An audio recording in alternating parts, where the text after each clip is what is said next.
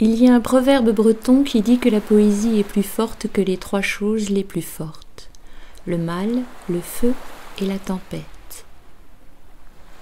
Et c'est bien la poésie qui s'est enfoncée jusqu'à la Garde, dans la gorge de la Bretagne, de la baie du Mont-Saint-Michel à Locmariaquer.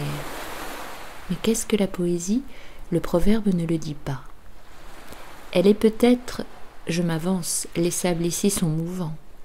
Elle n'est peut-être que ce qui ne s'oublie pas, ce qui ne se découvre que les yeux fermés, le jour et la nuit ensemble, derrière une porte condamnée qui ne peut jamais s'ouvrir que si on ne la force pas.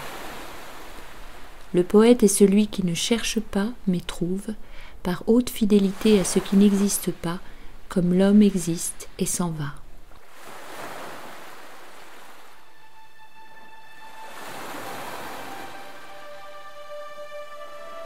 Qu'elle nous soit présente, la Bretagne, dans ses humeurs, ses élans, son mystère surtout.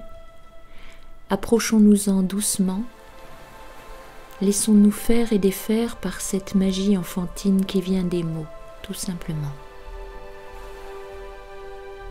Laisse-toi guider, conduire, vivre, je veux dire rêver tout haut, grâce à ces mots qui savent être durs comme le granit. Entre avec moi dans cette brume, toujours provisoire ici.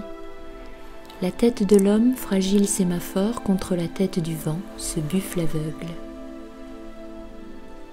Écoute, ces mots qui ont des gueules terribles comme on en voit sur les calvaires ou dans les romans de Victor Hugo. Écoute. Groanekos, Kerurnawen, Rudusha, Trewergat. Luxurgwen, Kuxenzen, Keralenok, Stankagulas. Enfonce-toi plus avant dans ce pays, qui est comme une pince jamais refermée pour que l'océan ne s'y engouffre en conquérant ou en flâneur dans les anses par-delà Brest. Viens et vois comme au fur et à mesure que tu marches, ton rêve se déploie, se déplie, se métamorphose en un réel drapeau géant qui serait planté au sommet brut des monts d'Arrée, cette Égypte sans Nil et sans roi où le diable fait la grimace. Il a dû se perdre par là et ressusciter dans la mer où sa queue fait encore peur aux marins quand ils le rencontrent. Un drapeau à la gloire duquel se libère le ciel, soudain immense, plus spacieux que n'importe où. On a l'impression que tous les saints du monde l'ont choisi pour y faire la sieste quand il est doux, que les démons mangent les restes du repas des saints, et se battent quand il s'échelonne en hurlant comme un fou qui renie son âme, se libère la terre qui n'en peut plus de s'étirer comme tu fais toi-même, homme heureux d'être loin des hommes, de tes hommes particuliers, d'affaires ou de triste commerce, et qui te mettent les bras en croix dans le bâillement de l'espace. La terre aussi semble se plaire à ces jeux de respiration au fur et à mesure que l'homme se raréfie.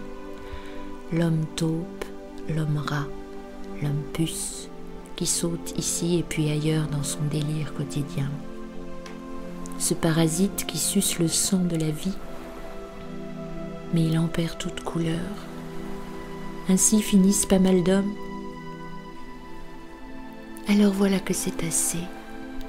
Que c'est dans notre dos, les entrevues jusqu'à nauser sur l'ennui d'être plutôt ceci que cela, les amours-propres qui sont sales, les susceptibilités l'œil en coin, les défilés de mannequins qui portent la mort sous leur masque, les petites bicoques, lois loucheurs où les dimanches de l'ennui s'écoulent près de la grande route où l'on se tue à perdre haleine, les conversations au sommet, les grands coups de poing sur la table, les politiques infernales, les gratte-ciel, ongles de nuit où l'on brasse l'horreur d'être homme en ce monde.